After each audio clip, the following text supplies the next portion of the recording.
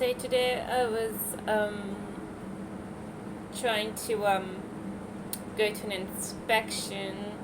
I was a little bit half-hearted about it because it floods in the area. Sometimes it floods so much you can't get out off the train because there's a huge flood. It's flooded everything.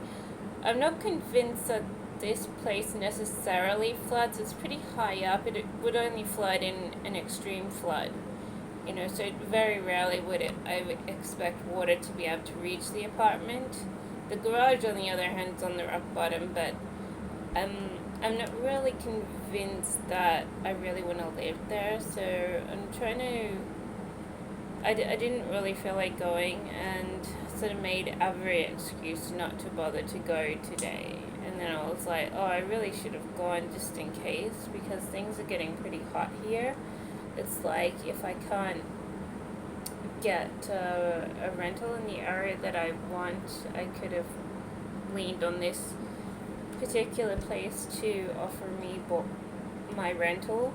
If I want to stay, it's a little bit cheaper, but the price seems to have gone up. I thought it was like $240, and it's like $250 now or something. And I was like, oh, wasn't it like $240? Maybe it was even like no, I'm pretty sure it's like $240. And I was like, what is $250? Get out of here. I swear it was like $240, and then I was like, checked today, I was like, what, $250? Why has it gone up $10? So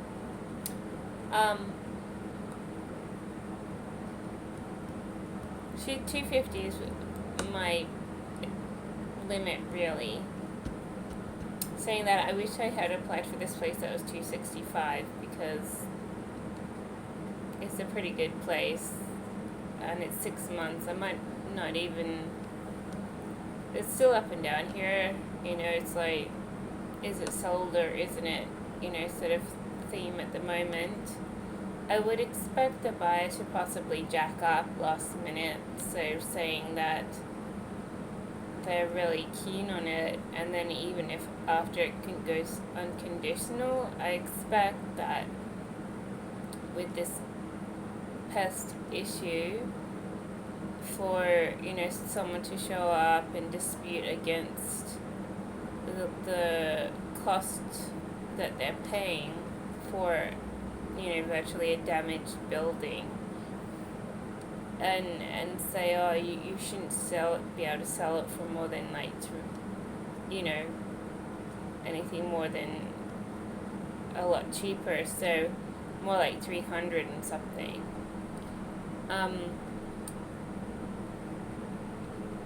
But that might be done on the last day, where they're like, oh, I don't really want it now, because I think that's happened before, and I'm sort of like thinking that would be a splinter in someone's butt if that happened. I think it could happen. It's not out of the world fantasy. Even unconditional, many times people can just break unconditional. Doesn't really matter. There's nothing to make unconditional stronghold, even in a court basis. I've had unconditional properties, so that people can't say, hey, I don't want this now, give it back to you. In a court, courts allow people to go back on their unconditional and break that sealed deal. So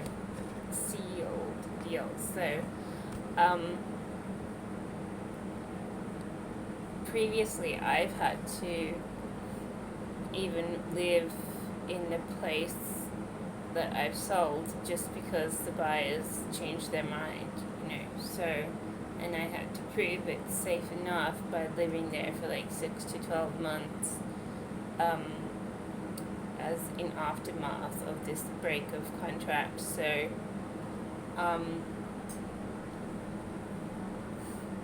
So unconditional doesn't actually mean that everything's safe and secure.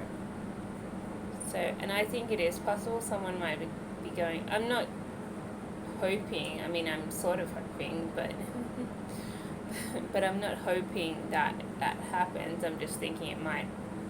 I mean, it could. And if it does, it's a pain in the butt. It means that you've sort of sold it to the wrong person, really. Someone who's just like yanking the chain until they want to let it go. They've got the money to waste, even if it means like a cut of their deposit a little bit. They've wasted a little splodge of money with the non-return of their initial deposit or whatever. So I think they do have to pay a certain percent to break a contract. But they do it. People do that. Lots of people have lots of money. So how that's reflecting for me is like, I still don't know whether I should go or not. I mean, if I go, I'm like wasting my money. If I stay, it's like I could end up in the country. It's not a big deal. I mean, I could just keep stuff in storage. I think I'll be coming back after pretty quick. When I think of the country, I don't really want to go out there.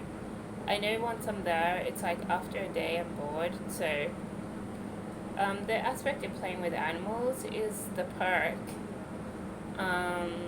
Sometimes you can't, ride bikes along the road because there are snakes on the road and stuff. So it's really iffy, the enjoyment of it all.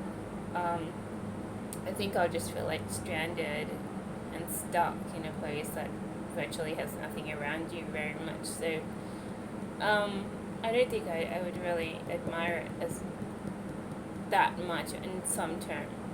So, but the good news is it's not in the cold area, not stuck right up on a high hill. The bad news is, anyway, I've got to get my butt together for a rental in reflection of all these movements. I'm like, it's not going anywhere. I was supposed to go to like this inspection today. I was like, I don't feel like it. I don't even want this rental, but I only was going to go just in case I can't get anything else because it's usually a good backup rental. Like if it hasn't gone off the market, you can probably rent it pretty easy. So, I've rented that place twice previously, like ages and ages ago, and so I know it does flood, and sometimes the flood does get into the house, and you have to like do your little tricks and put heavy stuff in the toilet lid to stop, toilet from flowing everywhere and stuff. So, it does get to you after a while. I mean, after you get stuck in a couple of floods, it's like, I don't really like this area, but which is why it's not my first choice. It's like my last choice, just in case no one else wants to give me a rental or something. So, it's a more reasonable price. I really shouldn't be affording anything over $250 because A, I don't have a job. B, it just gets ridiculously expensive. I mean, why are you wasting your money in a rental when you could be buying a house? Sort of expensive. I mean, it's just the same price. Virtually it's because you can't hold down a job, I guess. But, yeah, so I feel a little bit let down that I didn't go today. But at the same time, I didn't really care. I don't know. There's always other days. Always another day. Tomorrow I'm going to a doctor to see if I can get a flu shot because I've been noticing a draft at night. And I'm like waking up in the morning. It's been cool in the mornings and I've been waking up and going, ooh, feels like flu weather. So I phoned up today, the doctor, to see if I could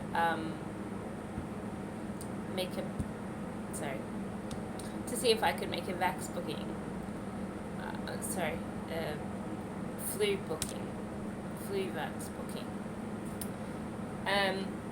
And they said, no, not unless you're an elderly person or suffering blah blah blah or something like that.